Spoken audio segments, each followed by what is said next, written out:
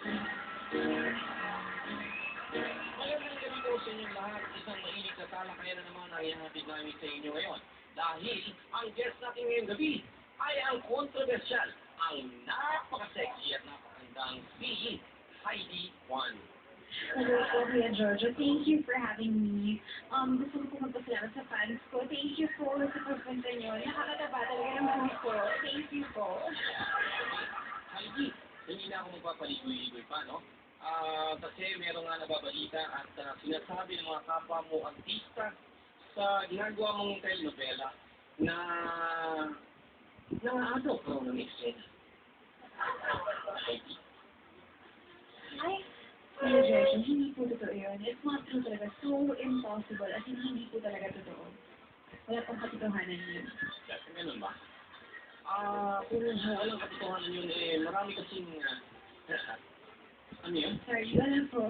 Marami kasing nagsasabi na ikaw daw ay, alam mo, nag-smile ka sa camera. Ha? Nagpapakute. Ay, hindi po, Kuya Giorgio. Yun po kasi yung character ko dun sa telenovela. Kaya kailangan po magpakit talaga ako. Nakuha mo pa raw, kumakaway ka pa daw. Kumakaway ka pa. Ay, hindi po. Kasi po yung fans club ko.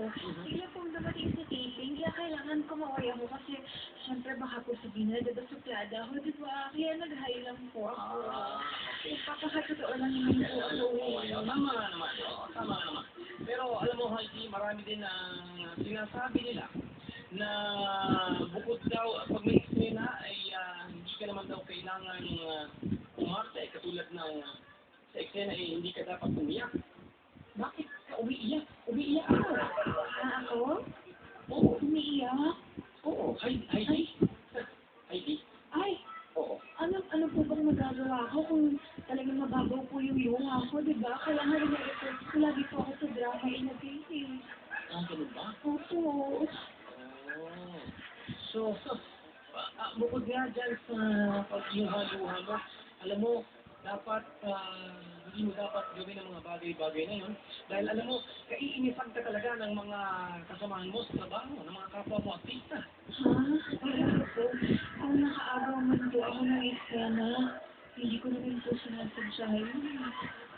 Hindi mo sinasadya. Oo, hindi mo dapat sinasadya. Alam mo, bilang artista, Heidi, oo, masaya ang show namin na kaibigan.